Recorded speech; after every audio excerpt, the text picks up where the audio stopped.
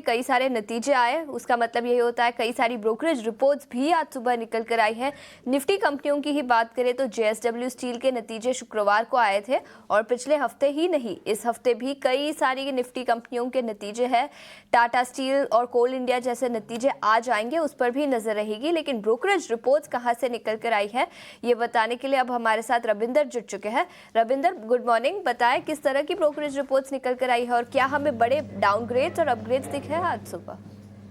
जी अच्छा, तो सबसे पहले हम शुरुआत करते हैं गोदरेज कंज्यूमर से, जहाँ पर मैक्वेरी ने जो है न्यूट्रल रेटिंग रखा है और टारगेट प्राइस जो है 1125 पे रखा है। उनका कहना है कि जो Q3 का एबिटा है वो मिक्स हुआ है एज पर एक्सपेक्टेशन, और आगे जाके जो वॉल्यूम में रिकवरी देखने को मिल सकती है, लेकिन जो मार्जिन है उसमें अभी भी जो है अंडर प्रेशर देखने को मिल सकता है। और उन्होंने जो है FY 25, 26 और 27 का जो EPS है वो 7%, 9% और 9% से जो है कट किया है। इसी के साथ साथ मॉर्गन स्टैनली की भी नोट आ रही है गोदरेज कंज्यूमर्स पर, जहाँ पर उन्होंने जो इक्वल वेट रेटिंग को रखा है और टारगेट प्राइस जो है 1313 का रखा है। उनका कहना है कि जो Q3 का जो रिजल्ट था वो स्लाइटली बीट था, लेकिन जो आउटलुक है वो अभी भी जो है मिक्स है, और जो रूरल डिमांड है वो उसमें ग्रोथ देखने को मिला as compare to urban demand पे।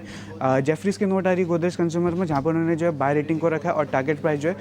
कट किया है 400 पे रखा है। उनका कहना है कि जो अर्बन प्रेशर है उसके वजह से कंपनी का जो है उसके अर्निंग में फेस करना पड़ा, और उन्होंने जो EPS एस्टिमेट जो है वो 2 से 4% पर रिड्यूस किया है। इसी के साथ साथ ICICI बैंक पे जो है बर्नस्टीन की रिपोर्ट आ रही है, जहाँ पे उन्होंने जो है मार्केट परफॉर्म को रेटिंग रखा है और टारगेट प्राइस जो है 1440 का रखा है। उनका कहना है कि बैंक का जो स्ट्रॉन्ग परफॉर्मेंस है वो कंटिन्यू रह सकती है, और जो ग्रोथ था वो बिलो एस्टिमेट था, लेकिन जो कंपनी का जो कासा था वो स्ट्रॉन्ग था, और बैंक जो है फोकस कर रहा है प्रॉफिट ओवर ग्रोथ। अगला जो स्टॉक फोकस में रह सकता है DLF, जहाँ पर जेफरीज ने जो है नोट निकाली DLF पर, और उन्होंने जो है बाय रेटिंग रखा है DLF पर, टारगेट प्राइस जो है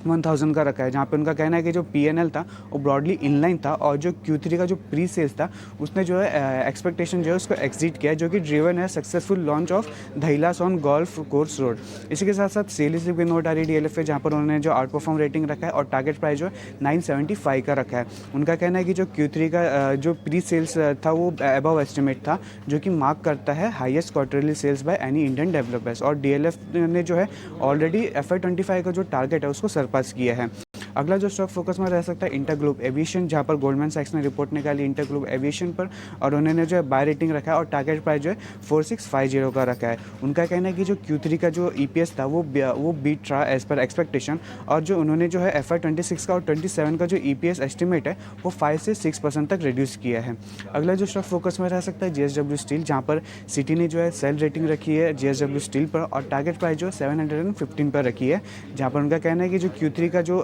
एस्टिमेट था वो स्लाइटली बिलो था, और जो इंडिया का सेल्स वॉल्यूम है उसमें 10% की जो है ग्रोथ देखने को मिली क्वार्टर ऑन क्वार्टर बेसिस पर, और जो वैल्यूएशन है वो स्ट्रेच लग रही है। इसी के साथ मॉर्गन स्टैनली की नोट आ रही है JSW स्टील पर, जहाँ पर उन्होंने जो है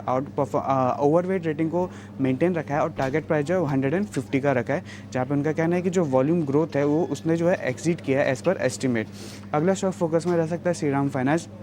जहाँ पर HSBC ने जो है बाय रेटिंग रखा है और टारगेट प्राइस जो 745 का रखा है। उनका कहना है कि जो स्ट्रॉन्ग ये जो क्वार्टर था वो स्ट्रॉन्ग था और हेल्दी ग्रोथ देखने को मिली Q3 में, और जो EPS एस्टिमेट है उन्होंने 1.6 और 2.5% से कट किया है FY 25 से 27 के बीच में। इसी के साथ साथ जेफरीज की भी नोट आ रही है श्रीराम फाइनेंस में, जहाँ पर उन्होंने जो है बाय रेटिंग रखा है और टारगेट प्राइस जो है 710 उनका कहना, और उन्होंने जो है टॉप पिक पर रखा है श्रीराम फाइनेंस को, और उनका कहना है कि जो AUM एक है वो होल्ड रह सकता है 17% ओवर FY 25 से 27 के बीच में, और GNPA जो था वो बेटर था देन मार्केट पीएस पे। अगला और आखिरी जो स्टॉक फोकस में रह सकता है लॉरस लैब, जहाँ पर गोल्डमैन सैक्स ने जो है सेल रेटिंग रखा है और टारगेट प्राइस जो है 475 पर रखा है। उनका कहना है कि जो मार्जिन में इंप्रूवमेंट देखने को मिला प्रोडक्ट मिक्स के चलते, और उन्होंने जो है FY 25 का जो EPS एस्टिमेट है वो 25% पर रेस किया। इसी के साथ साथ जेफरीज ने जो अंडर परफॉर्म रेटिंग रखा और टारगेट प्राइस जो है 480 का रखा। उनका कहना है कि जो CDMO बिजनेस था उसने जो है ग्रोथ एक्सेलरेट किया, और जो लेकिन जो API सेगमेंट था वो अभी भी वीक है।